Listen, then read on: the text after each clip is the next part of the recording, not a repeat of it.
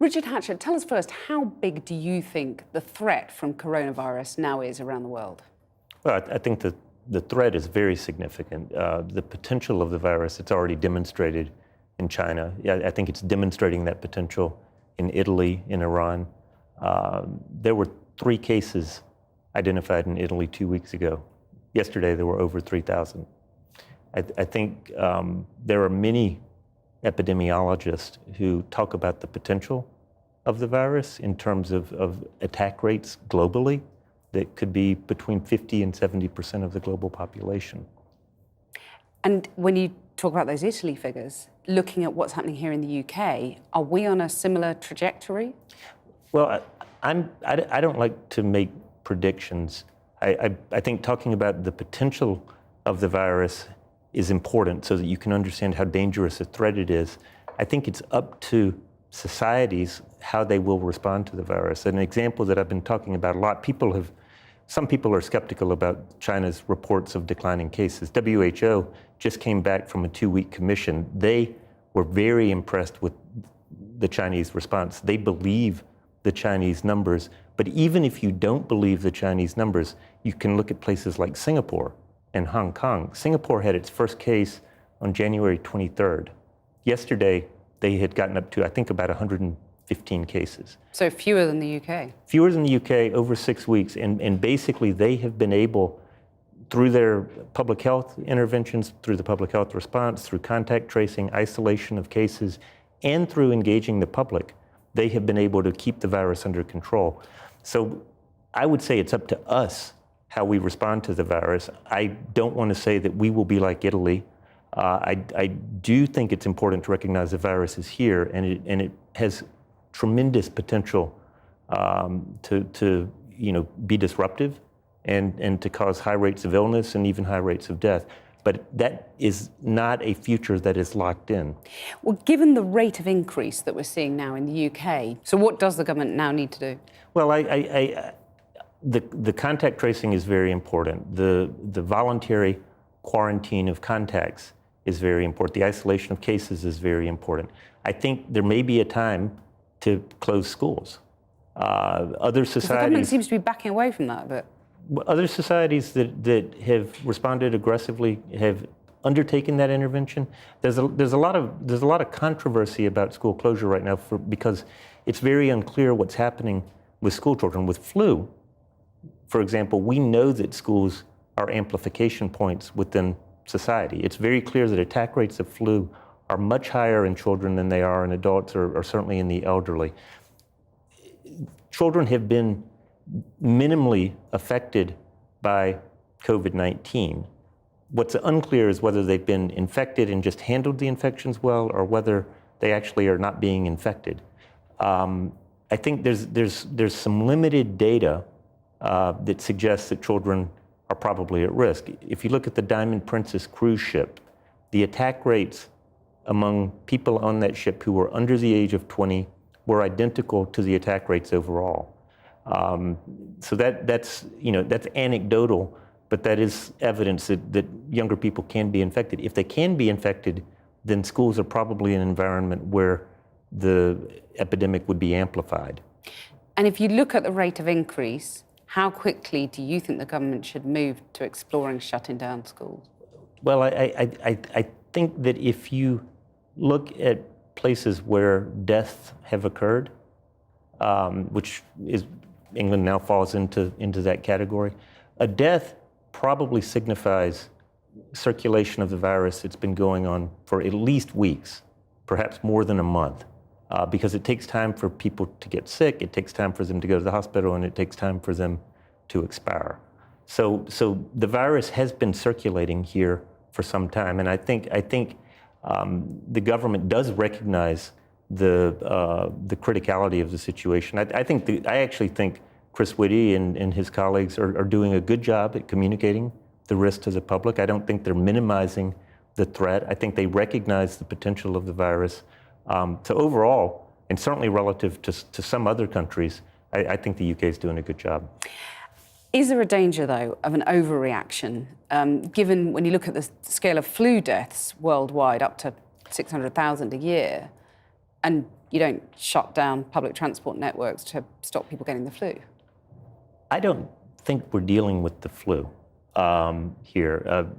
WHO, who has looked at this virus most intensively, has looked extremely closely at the experience in China, has looked at the mortality rates in China, and has tried to estimate whether there's a lot of undercounting in China, does not feel that we're seeing the tip of the iceberg.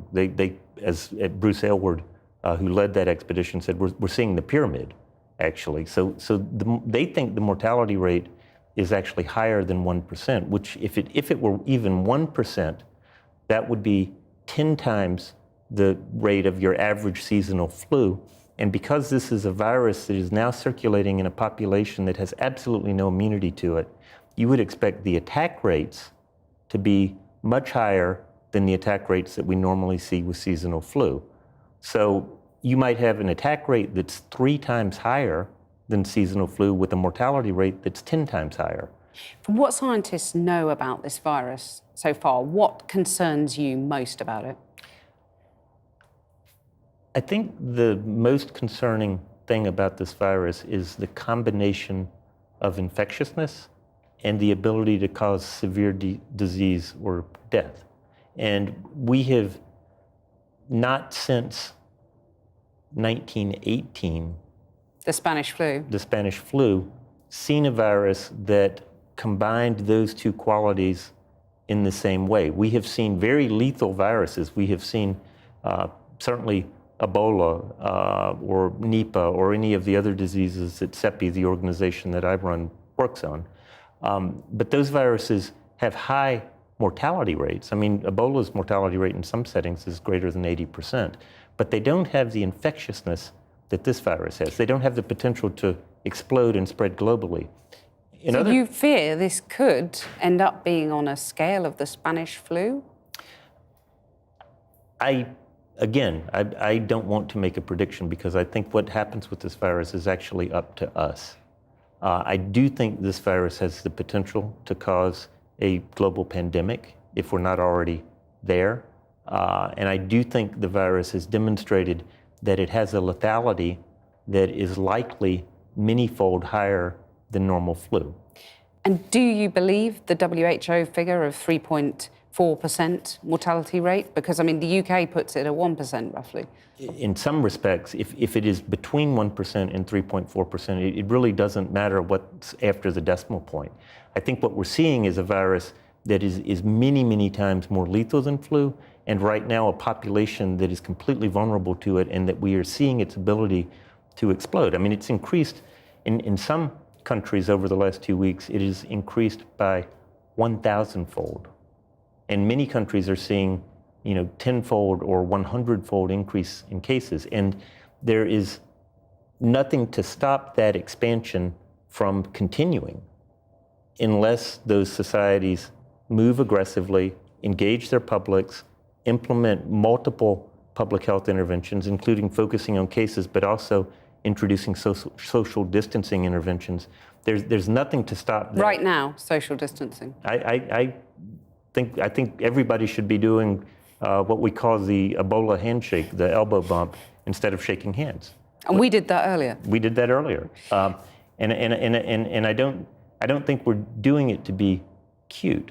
I think we're doing it because we need to modify our behavior. We need to start practicing that now. Staying at home, working from home, all of that right now in the UK? I think it may be a little bit early to recommend, across the UK, everybody work from home. And there are plenty of people who cannot work from home. And I think we have to recognize that society has to continue, but we do have to modify our behavior in ways that reduces the risk of transmitting the virus. And if I could just make one more point on that front. One problem that we face as a society when we have a virus that might have a fatality rate of 1% or possibly even less, it could end up being less. And that mortality is concentrated in certain parts of the population. The elderly. The elderly, for example, or the chronically ill. One challenge that we face is that people who are young and generally healthy won't perceive personal risk, and they'll govern their behavior based on what they perceive their personal risk to be. And I think we need to start thinking in terms of the social risk. I mean, I am generally healthy. I'm not that concerned about my own personal risk, but if I then, had a cold or felt like I, had symptoms, but I was well enough to go to work, and I go to work and I shake hands with my older colleague who's got a chronic medical condition, I could be responsible for that colleague's death. And I think we need to all think about our responsibility to each other as we think about how we're going to govern our behavior. We can't view the epidemic in terms of our personal risk. We need to act collectively in a cooperative manner. And one of the things that Bruce Aylward has talked about from WHO has talked about coming back from the investigation in China is the degree to which the Chinese people have been mobilized against the virus. And he put it in terms of it is like they are at war with the virus. All of society is mobilized in the fight against the virus. And communist country, though, here, are we too selfish, too capitalist, too globalist to be capable of that kind of mobilization? As an American who has always admired Britain, and particularly, I don't think it's a crazy analogy to compare this to World War II. The British people have faced much greater threats, and they have come together as a people against much greater threats. I think the British people, if they came to understand that this is something where responsibility sits with everyone, I think the British people could accomplish what Singapore and Hong Kong have accomplished. Blitz spirit. Blitz spirit, absolutely. I mean, a lot of people might be really surprised, if not sort of vaguely insulted, that you're comparing this to a war, World War II. Well, WHO is using those kinds of terms and talking about what's required to mobilize people. They're using metaphors that are derived from war, and it's because they have seen what this virus is capable of doing.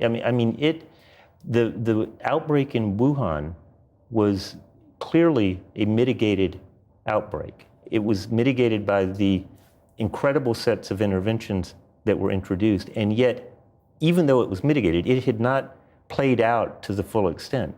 It overwhelmed the healthcare system. It caused, I think at this point, it's something like 2,400 deaths in Wuhan. In a normal year in Wuhan, you would probably anticipate about 1,500 deaths from flu. This was a mitigated version of this outbreak. It could have continued on and gone to probably several multiples of what actually happened. And you saw the breakdown of the medical care system. You saw people who couldn't receive care, not just for COVID-19, but for any of their other medical conditions. And you saw a society that was completely paralyzed. So I don't think that comparing this to a war or even to the Blitz spirit, I think that's actually an appropriate analogy. And I think that's the mindset that people need to get into. How worried are you about what's happening in the States with transmission there and what the government's doing? I'm very concerned about the situation in the United States. The U.S. is a big country. It's decentralized. It doesn't have a unified national health system. It doesn't have a unified national public health system. CDC is a marvelous institution, but a lot of the actual management of public health problems is delegated down to states and local communities. And I am concerned that the embedded injustices and inequities in the American system will play out, that the virus will hit vulnerable Americans, it will hit Americans who don't have access to health care, it will hit Americans who don't have health insurance, it will hit Americans who actually depend on the school system to provide meals for their children in a terrible way. The government here has announced funding for a vaccine, or several trial vaccines against the virus. Do you agree that there's no hope of securing a vaccine and rolling that out across the population in time for this outbreak? It depends on what you mean by this outbreak, and it depends on how the outbreaks that are taking place actually play out. If the viral transmission can be suppressed through a mobilization of the British public and publics globally, if you can convince the publics to look at the success stories and to emulate that, and they can succeed in suppressing transmission, then you can buy a lot of time. And it may be the case, I mean, we're all hoping this will be the case, that there may be some reduction of transmission as we get into the summer months, and that buys more time. So I think there is a potential that, you know, that we can keep the virus under some degree of control. I mean, I think there are a lot of people that will get sick and a lot of people that will unfortunately die before vaccines become available. But I do think there is a potential that the delivery of a vaccine, if we treat it as a moonshot, if we treat it with the urgency of a wartime mobilization, that we can deliver a vaccine in time to save a lot of lives. I think it's important in asking the public to step up and to mobilize in this fight against the virus, to understand what those timelines are and to be realistic about it. Our timelines, the timelines of the NIH in the US and the timelines of many knowledgeable vaccine developers, we don't see any way that a vaccine can be available much more rapidly than 12 to 18 months. And even if it were to be available in 12 to 18 months, that would literally be, you know, the world record for developing and delivering a vaccine. And the vaccine that would become available in 12 to 18 months, the supply would be such that we would need, I think, ethically to prioritize it for those who were at highest risk. We wouldn't have 7 billion doses of vaccine in 12 months. So if this is a war, in your terms, it's a lengthy one. It is a lengthy one. This is a virus that's going to be with us for some time. There are many epidemiologists who think that the virus is likely to become globally endemic and be with us in perpetuity. If I had to bet, I would think that that is the most probable scenario. So I think it's critical to develop a vaccine as fast as we possibly can. I think we're going to need a vaccine for the long term. I think this virus is going to be with us, even if it were somehow magically to go away. I think this is a virus we're going to be dealing with for years. What do you say to people who say, you know, you're using these martial metaphors, you're making it sound very scary. You have a vested interest in making people fearful, so you get the investment in a vaccine. What do you say to that? I've been working on epidemic preparedness for about 20 years, and completely dispassionately, without elevating the temperature or speaking hyperbolically. This is the most frightening disease I've ever encountered in my career, and that includes Ebola, it includes MERS, it includes SARS.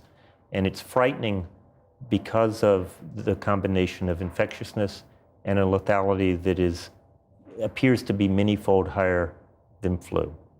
At CEPI, we want to be utterly transparent about what we're doing. We actually are not trying to secure any resources for CEPI's functions. We are only trying to secure resources to make a COVID-19 vaccine. And we've actually said, we have a fund at the World Bank, so we have oversight by the World Bank.